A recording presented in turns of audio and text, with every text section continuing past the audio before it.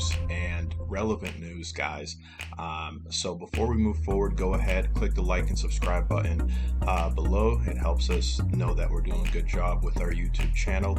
We're bringing you guys the best value that we can. Also, it helps with the YouTube algorithm as well. We'll also leave links in the description for our social media channels so you can follow us there. And also, we have it on our website at electroniceditions.net. All right, without further ado, let's get started for today. All right, so we have Bitcoin price hits another new high after US banking giant backing, right? So Bitcoin is continuing to gain wider acceptance within mainstream financial circles after it was announced that BNY Mellon would launch a new digital assets unit to explore enterprise solutions involving cryptocurrencies. That's amazing, guys. And we know that Bitcoin hits its all-time highs, close to 15,000. So its all-time highs right now, I believe, is around 49,800, 49,700, according to Coinbase, as we're speaking right now. Right. So, moreover, we have BNY Mellon is proud to be the first global bank to announce plans to provide an integrated service for digital assets. Roman Rugelman, CEO of Asset Servicing and head of digital at BNY Mellon, said, "Growing client demand for digital assets, maturity of advanced solutions, and improving regulatory clarity present a tremendous opportunity for us to extend our current service offerings to this emerging field, pending further evaluations and approvals. We expect to begin offerings these innovative and industry-shaping capabilities later this year." The announcement comes just a few days after Tesla founder Elon Musk revealed that his company had purchased Bitcoin equivalent to $1.5 billion and would soon accept the cryptocurrency as a form of payment for its vehicles, which is amazing, guys. Huge news. We already know that, right? Elon Musk, Bitcoin, $1.5 billion. From once being a niche underground phenomenon, Bitcoin is now surely worth serious consideration for both individuals in both consumer and business finance circles, right? Unsurprisingly, the positive news surrounding cryptocurrencies of late has resulted in a price surge for its most famous offering. Bitcoin hit a record valuation of $48,481.45 earlier this week and has risen in value by approximately 66% this year alone. Since mid-March, the currency has grown in value by a staggering 1,200%. So Bitcoin is reaching higher and higher highs, guys. So definitely, keep a lookout for Bitcoin. Coinbase is definitely a great place if you're a beginner and you're trying to buy and sell and kind of hold cryptocurrency and Bitcoin. That is a great place where you can start. You can go on coinbase.com, or you can download Coinbase at the Google Play Store and the App Store as well, guys. Right. So moreover, we have serious WordPress plugin security flaw puts thousands of sites at risk of attack. WordFence has discovered 3 vulnerabilities in the popular WordPress plugin responsive menu that could have exposed over 100,000 sites to takeover attacks, guys. Over 100,000 sites. So of these vulnerabilities, one is tracked as critical with a CVSS score of 9.9. Another is tracked as high with a score of 8.8.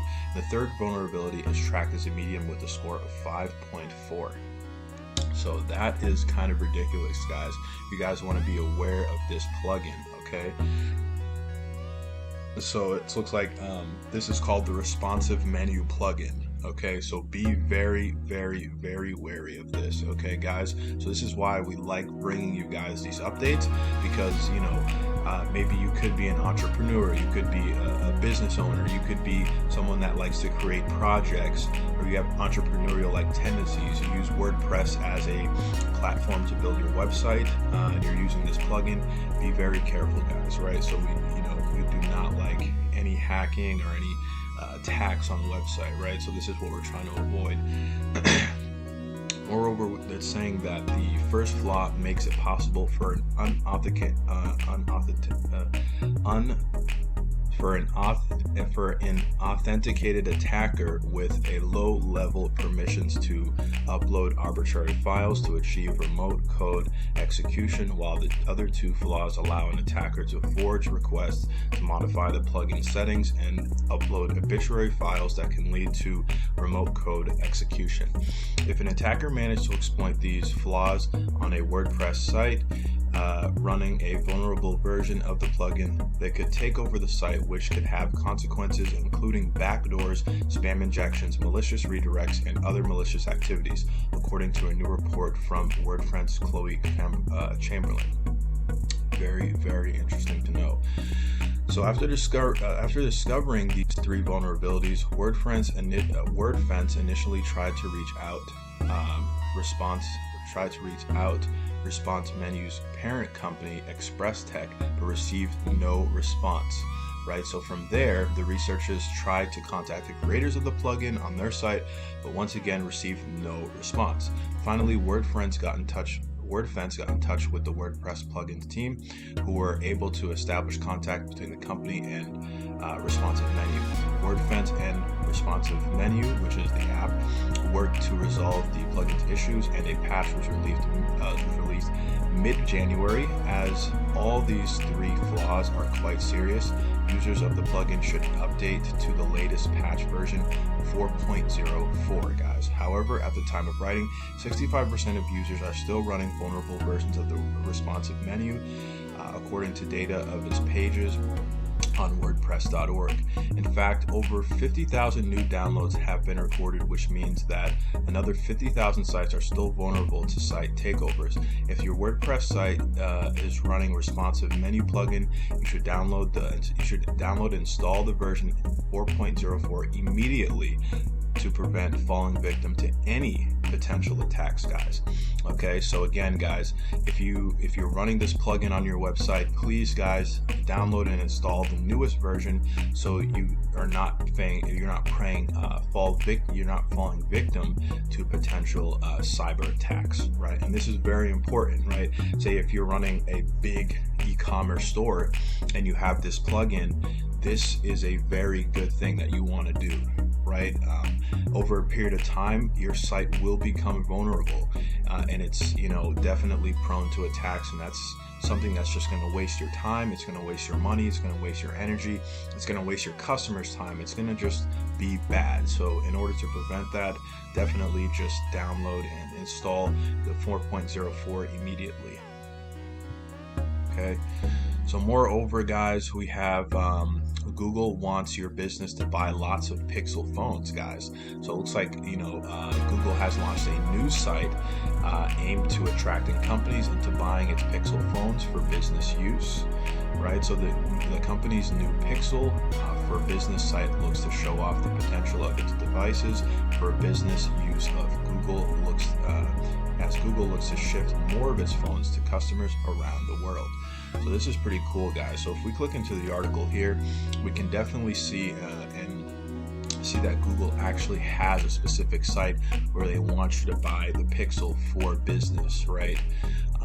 So the company's new Pixel for Business site looks to show off the potential of its devices for use, right? As Google looks to shift more of its phone to customers around the world.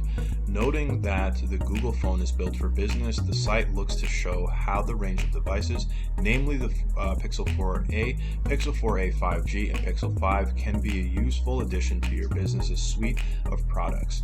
So Pixel for Business, the site goes on to emphasize the security features of the Pixel devices, which are safe and secure, all by design.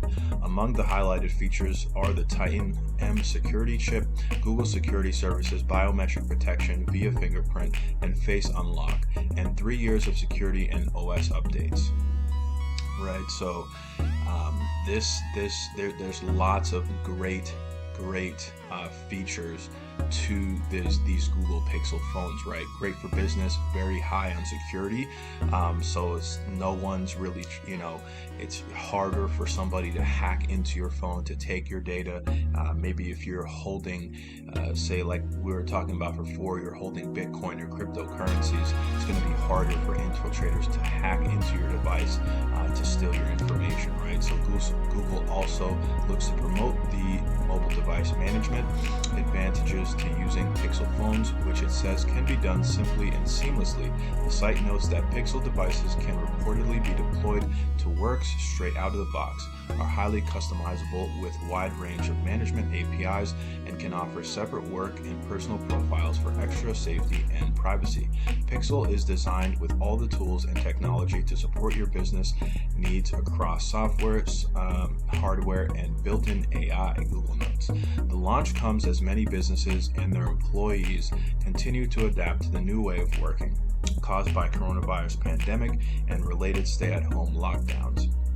This has necessitated new ways of communication and collaboration, with many firms spending big to make sure that their workers have up-to-date devices capable of keeping connected wherever they are.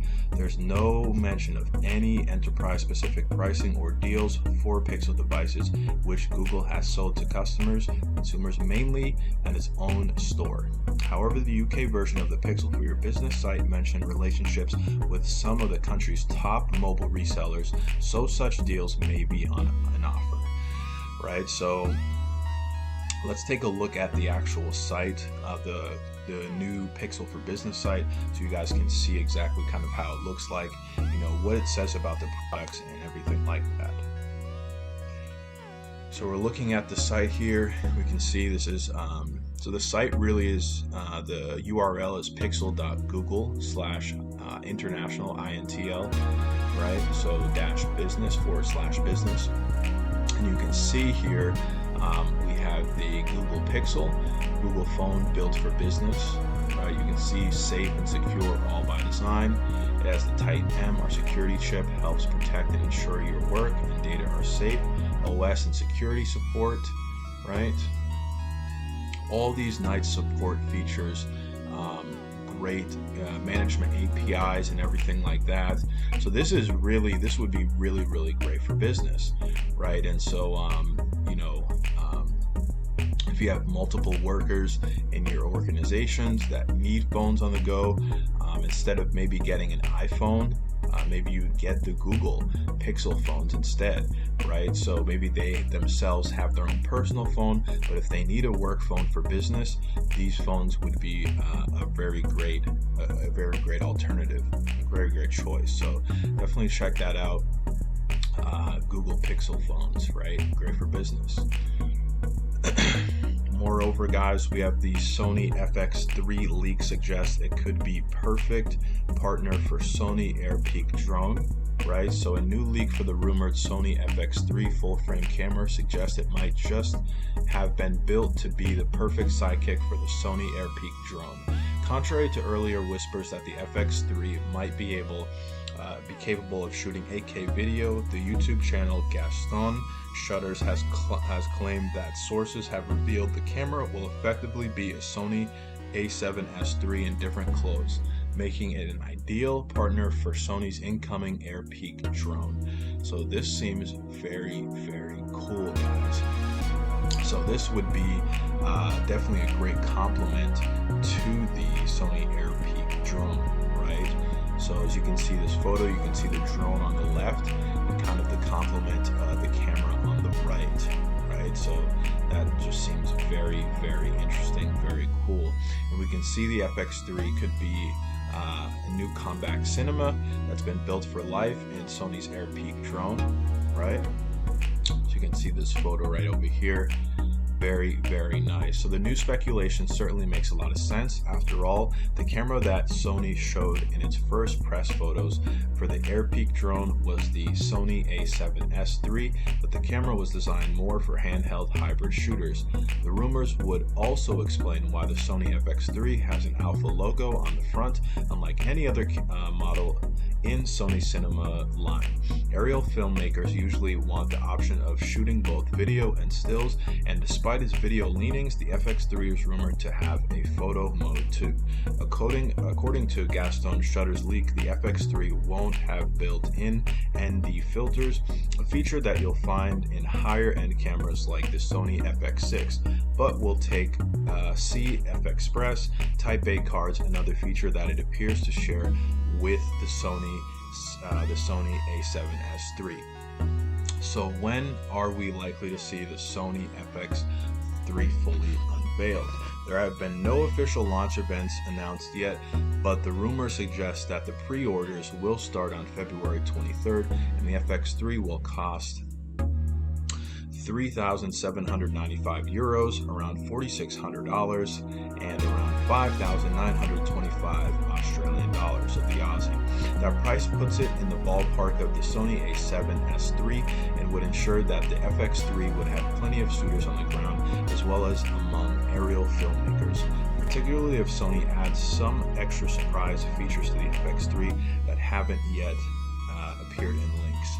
So we can definitely see that this is definitely in production right now, guys, but this is going to be definitely a game changer, guys, and having it be, you know, really on side with the drone just seems definitely really cool. So if you want to learn more information about this, guys, go ahead, follow us on LinkedIn, click into the article, and you can learn more about that as well. Moreover, we have the Slim One Connect box for Samsung TV. What you need to know. So the Samsung One Connect box has almost mythical status among TV owners as brilliantly useful TV accessories that is nonetheless nowhere near as widespread as you'd expect it to be.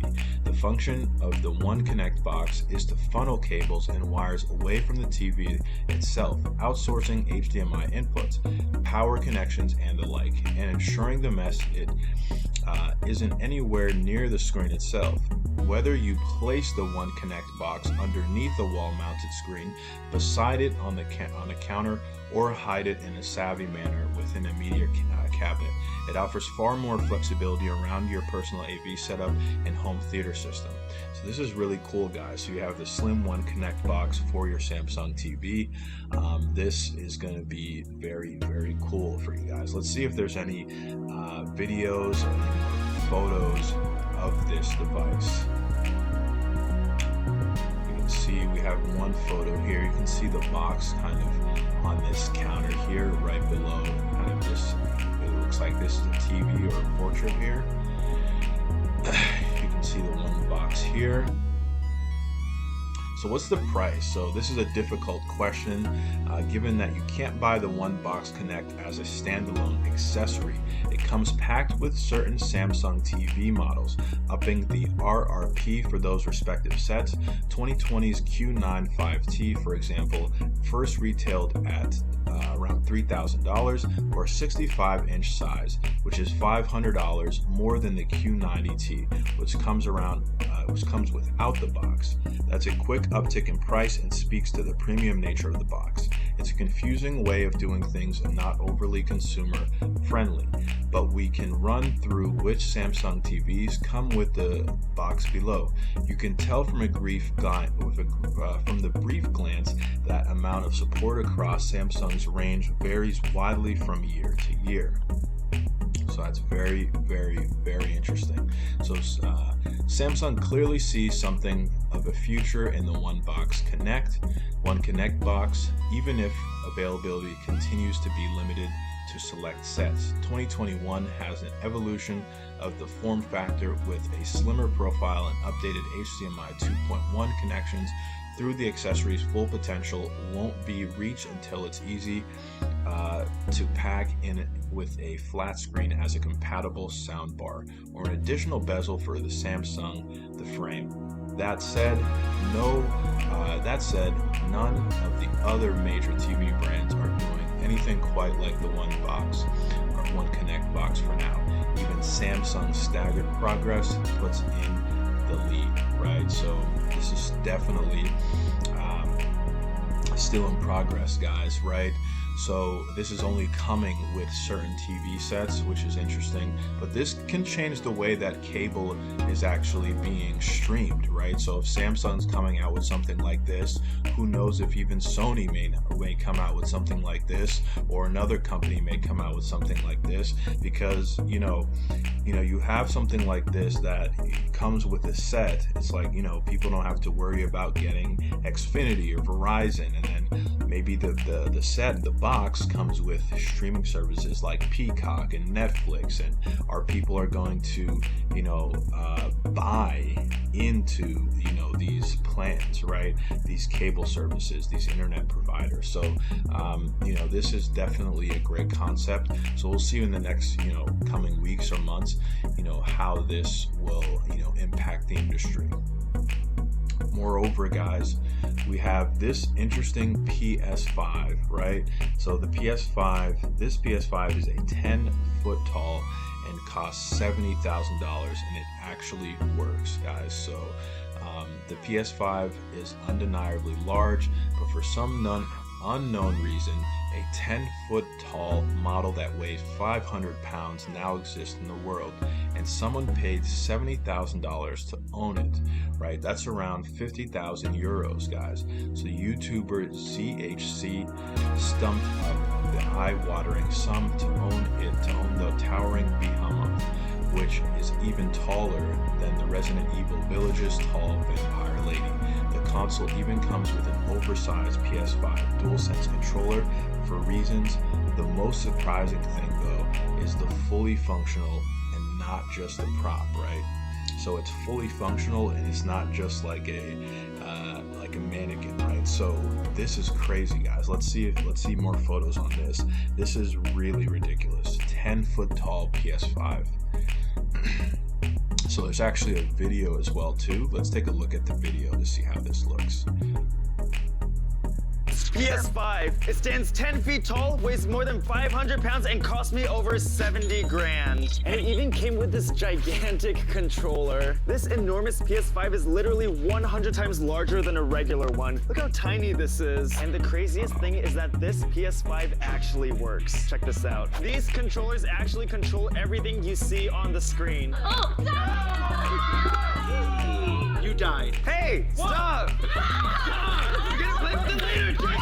You broke it! We'll play with this more later. We are now going to spend the next 100 hours customizing this PS5. I will be painting this side, and the rest of my team will be painting this side. And the team with the best art after 100 hours wins this. And obviously, they only need one each, so the rest of these will be going to children in need. In addition to that, if I lose, I have to give away the world's largest PS5 to a random person. Now, you may be wondering, how am I going to compete against a team of 5 artists? Well, to even out the playing field, random challenges will pop up at random times, and they must send someone out to complete it before they can continue painting. Are we like be mad at each other? Yeah, we're gonna do it! You do it! Hopefully this happens. The first punishment is about to pop up, so the last person to draw a cheeseburger on the PS5 takes the punishment.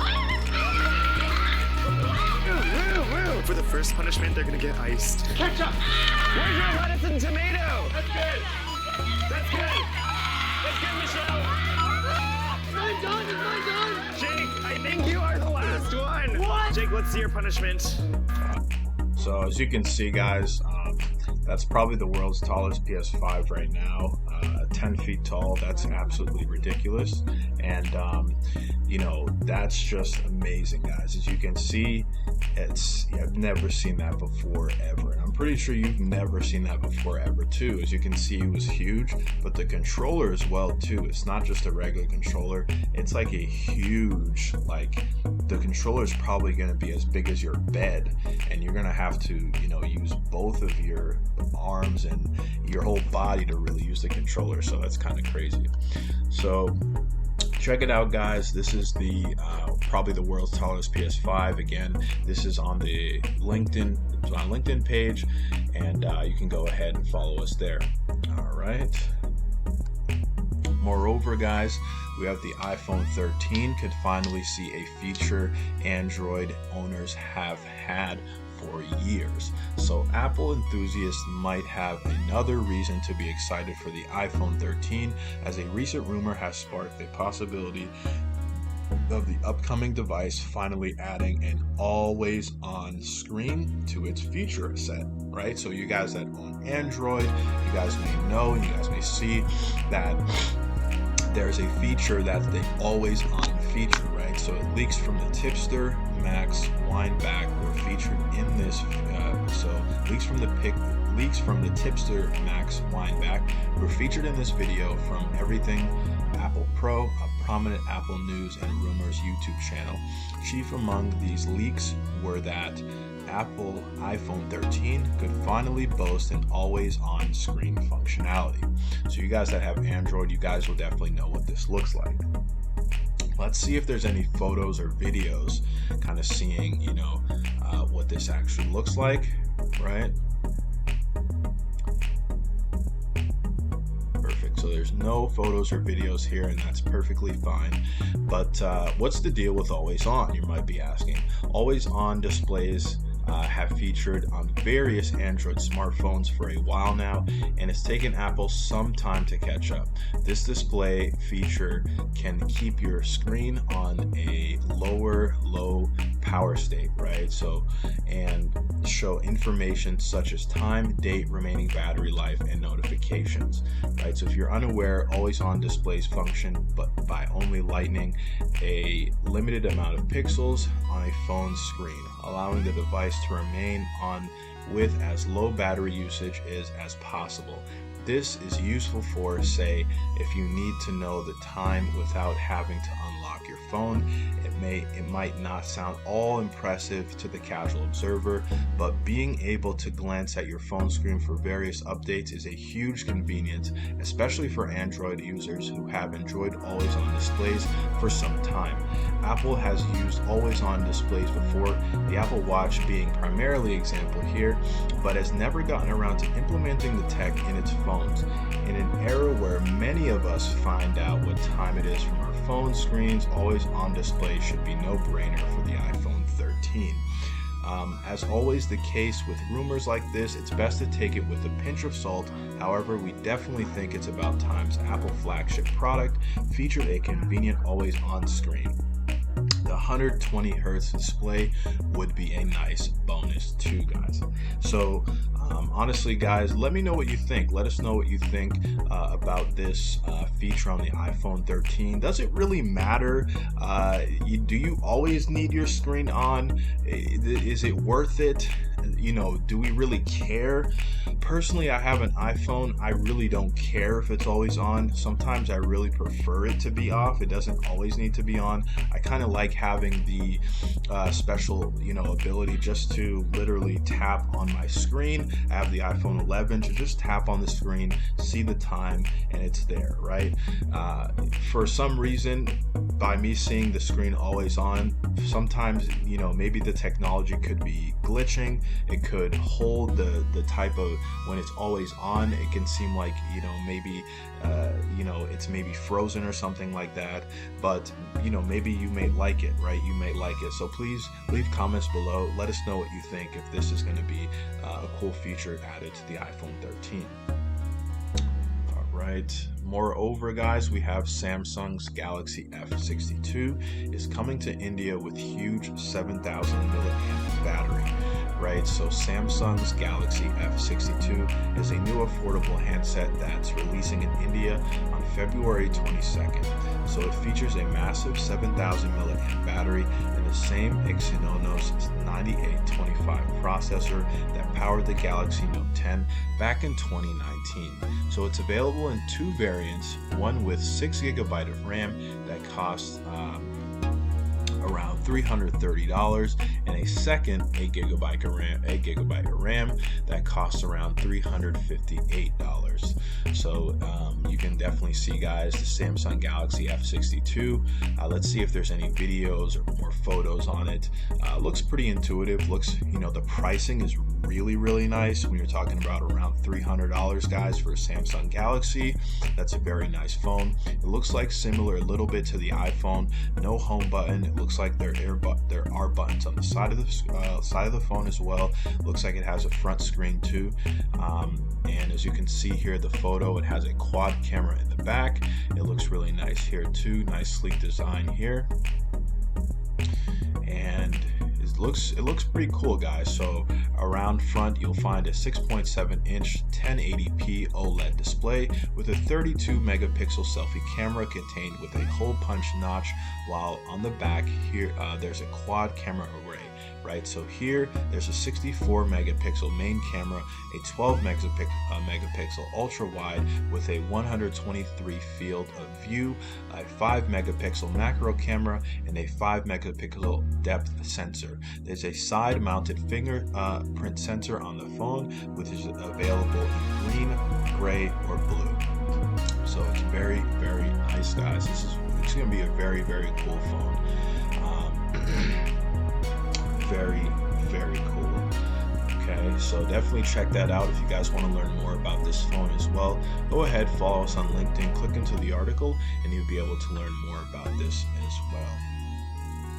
So we have big news on Microsoft, guys. Here's a first look at Microsoft's xCloud for the web, right? So Microsoft has started testing its xCloud game streaming through a web browser. Sources familiar with Microsoft's Xbox plans tell The Verge that employees are now testing a web version of xCloud ahead of public preview. The service allows Xbox players to access their games through a browser and opens up xCloud to work on devices like iPhones and iPads.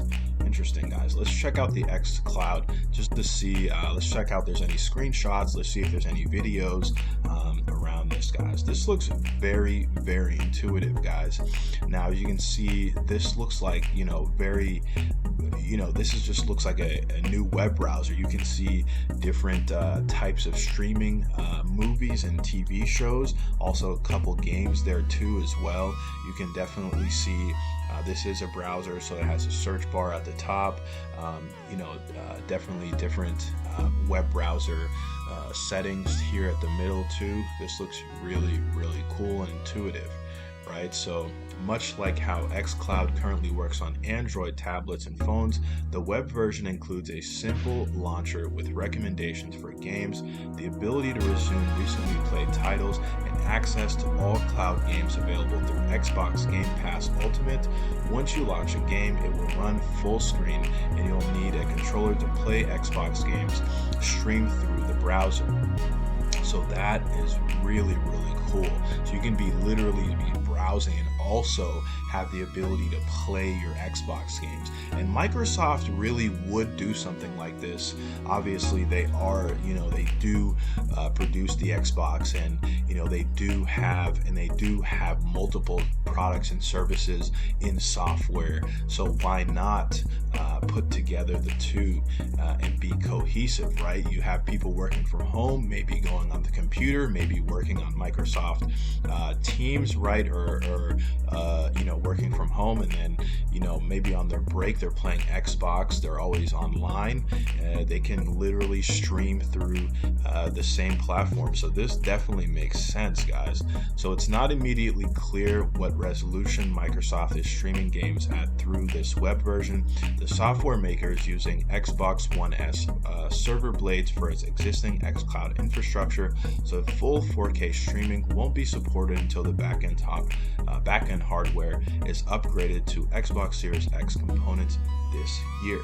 So Microsoft is planning to bundle this web version of xCloud into the PC version of the Xbox app on Windows 10 too. The web version appears to be currently limited to Chromium browsers like Google Chrome and Microsoft Edge, much like Google Stadia's service, right?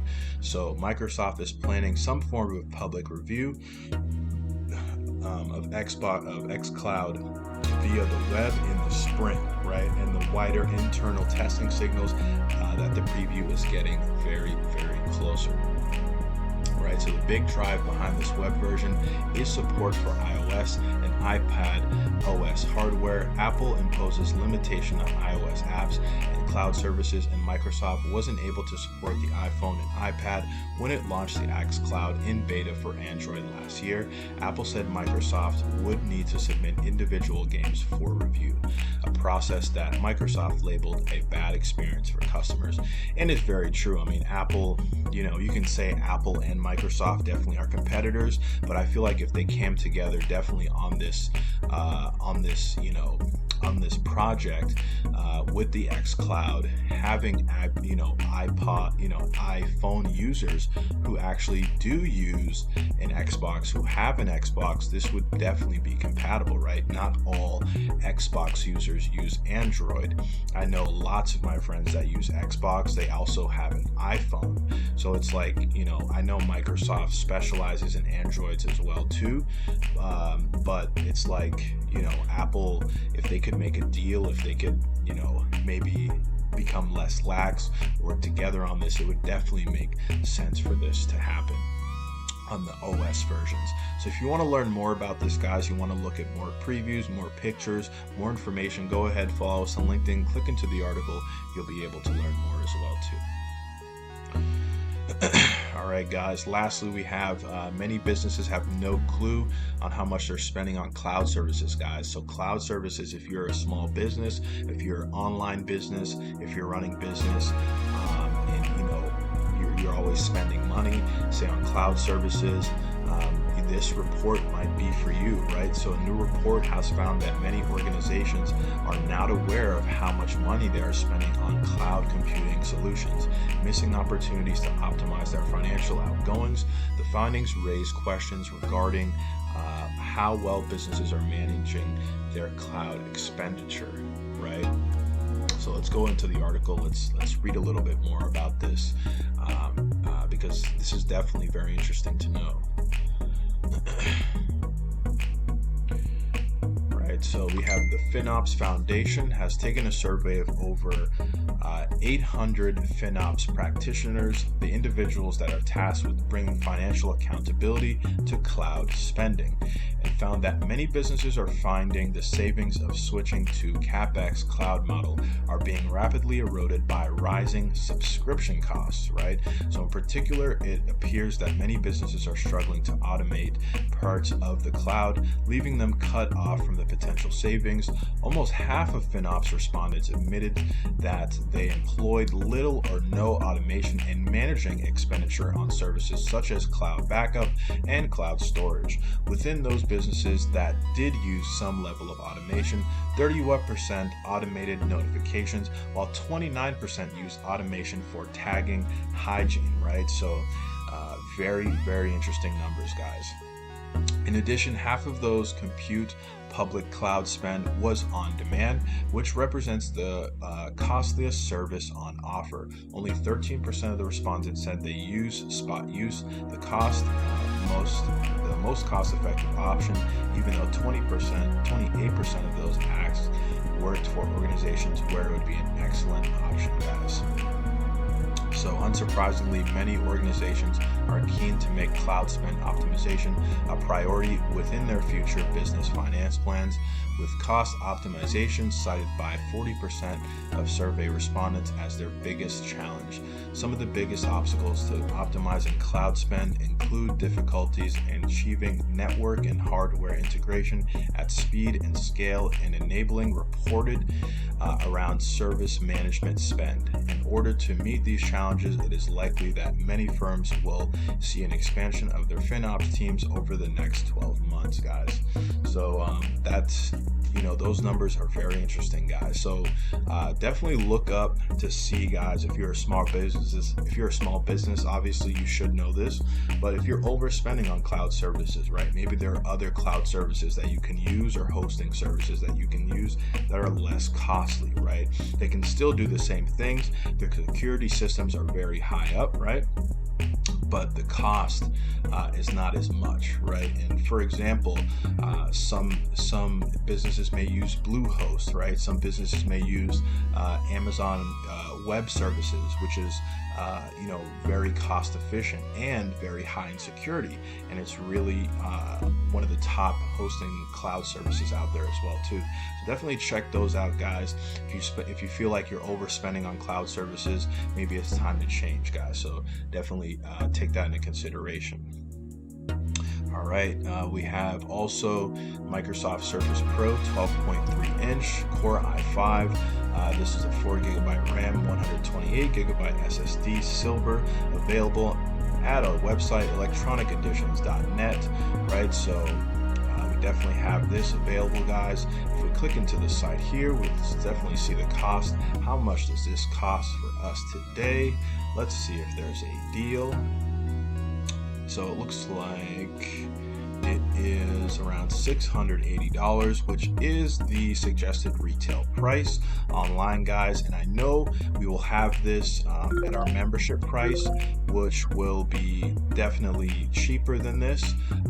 And once you're a member, obviously, if you become an EAD Club member, you purchase our subscription, you'll be able to get almost all products on our website, for a very, very significant price reduction and very, very good prices, right? So if you want to become an EAD Club member, all you have to do is hop into the site, click on EAD Club up here, and let's see, and it'll bring you to this page. EAD Club member explains to you what's a club member, why you should join, what are the benefits, and it lets you know that you are able to subscribe. So once you read the benefits, right, and you feel like this is definitely for you, right, as an EAD Club member, you can purchase most products in our store at our EAD member price. You will receive exclusive weekly coupons, you will receive low cost and free shipping benefits, be able to receive special samples of unique technology, be able to receive lightning deals where you get access to exclusive deals 1 to 5 days ahead of non-members, and low cost to join and low cost of monthly membership, right? So let's see the cost of this. If you click subscribe, what is the cost to join